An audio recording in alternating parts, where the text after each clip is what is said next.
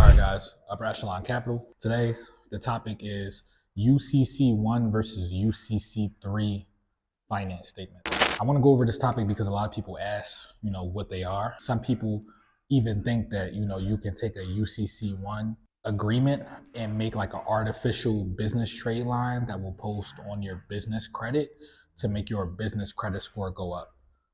That is not true. I just want to go over the actual facts and the myths regarding UCC 1 trade lines versus what a UCC and a UCC 4 are.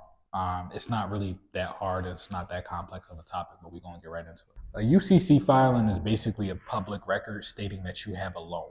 That's essentially what a UCC is, right? For example, right, it's between a secured party and a borrower. So let's say I loaned you $5, right? And you got to pay me that $5 within the next week, right?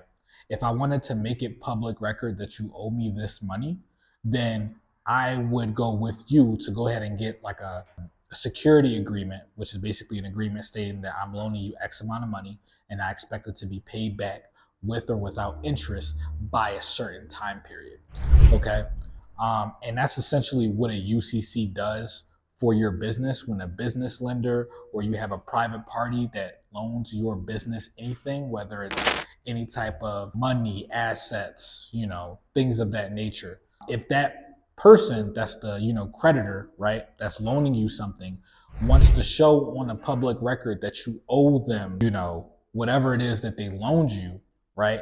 And if there's any type of collateral, such as a vehicle, it could be a piece of jewelry, it could be anything, right?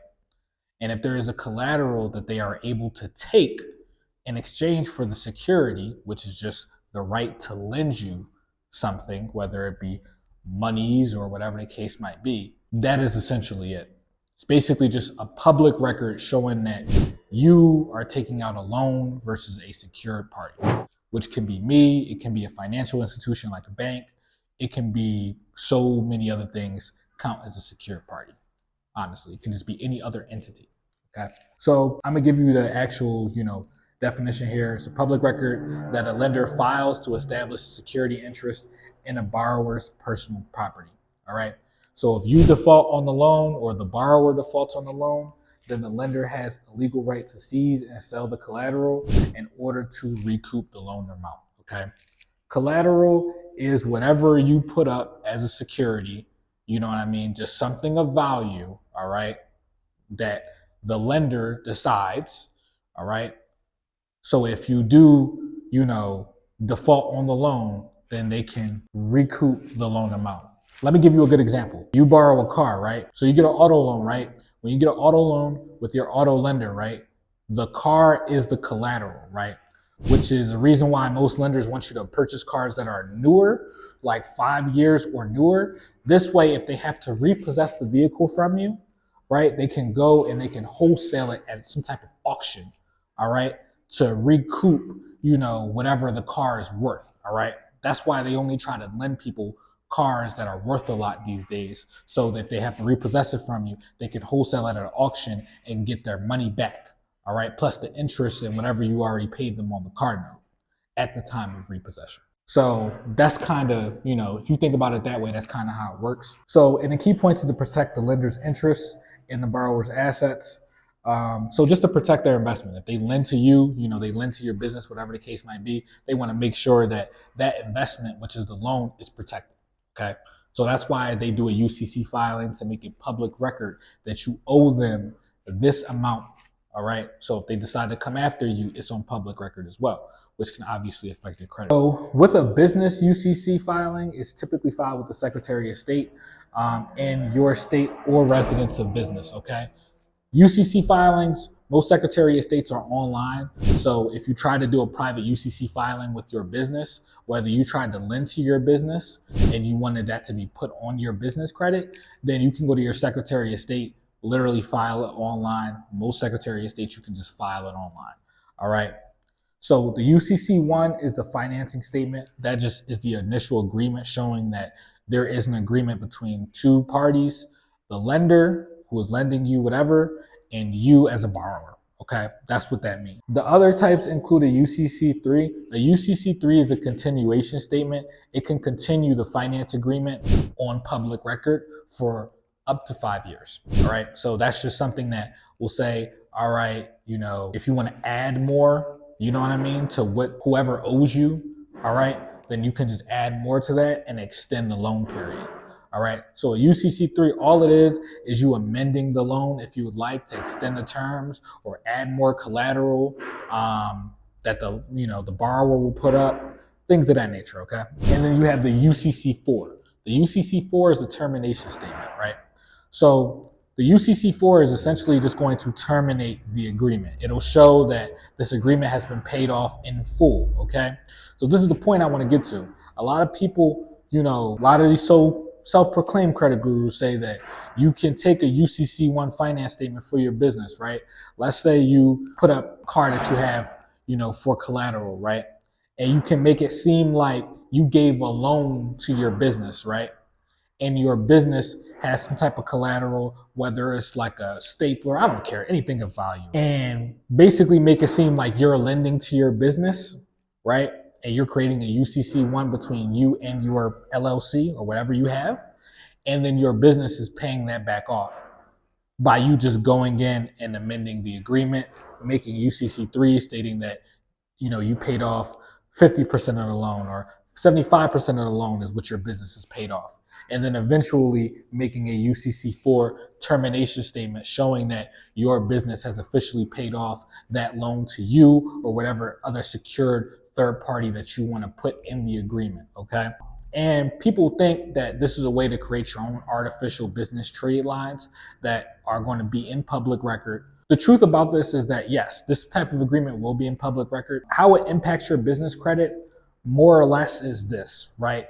They're not really a UCC agreement that's paid off. It's going to show that you did pay off a loan, you know what I mean? And it's going to be in public record that that loan is in a certain amount, but it doesn't directly boost your business credit score.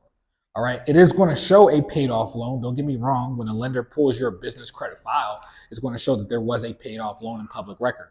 All right, there was an initial agreement and that was paid off, but it doesn't directly, that's not going to it's not like how a paid off loan on your credit is going to boost your overall credit profile, if that makes sense, right? If they decide to look into that area and consider it for you to be approved for, SBA loan or some type of business loan product that, that they're considering paid off loans that your business may have had before, then yes, it is possible that it could enhance your chances of getting approved for a larger line of credit. But it doesn't directly impact your Dun & Brad. It doesn't directly impact your business experience. It doesn't directly impact the actual score. All right. It might impact the overall profile when a lender decides to pull it, right? If they want to look at that specific area of what loans or agreements have you paid off before, but it doesn't necessarily impact your Dun & Brad score, your Experian business score, your Equifax, your Credit Safe, your SBFE. It doesn't necessarily impact that business credit score. All right. And that's the real point of me making this video, is to let you know that, it's not going to boost your business credit score. It might enhance your overall profile and make things look a little bit better that you have a paid off loan that's in public record, but it does not boost your business credit score. So, we kind of went over this example, but I'm just going to go over an example of a UCC agreement again. An example would be if a bank lends money to a business owner to purchase new equipment. In order to secure the loan, the bank will file a UCC1 financing statement claiming a security interest in the equipment. Okay. So long story short, let's just say you went to Bank of America or you went to Chase. You said that you wanted a equipment loan, for your business. Let's say you do lawn care. You want to buy some lawn mowers or something like that, right? You get a business loan for that, right? Your bank, which is going to be Bank of America or Chase or whatever have you, they're going to put a UCC1 financing statement on your business credit profile, okay? It just shows that there was an agreement and a loan between you and the bank, all right? And the collateral is going to be that lawnmower or whatever equipment that it is that you're financing. Because if you default on this, or your business defaults, may I say, then they're going to repossess that and recoup that investment. How UCC filings can impact business credit. Positive. A UCC filing can indicate that your business has the assets to secure loans, which can be seen positively by lenders. All right. And then once again, a UCC4 termination statement showing that you have paid off this secure loan or obligation. All right. And that's in public record. So that's another positive. Negative. Multiple UCC filings might suggest financial difficulties or over reliance on secured debt, which could negatively impact lender perception. All right. So some people, they try to pull out 3 to 4 UCCs against their own business, loans that they've extended to their business and have their business pay it back and then make a UCC4 and terminate it. So it can show multiple paid off loans on their business credit profile. I would say probably just do 1 to 2 maybe at a time. All right. You don't want to show that you're pulling too many loans out at one time, especially if you know that you want to get qualified for higher limit business funding, right?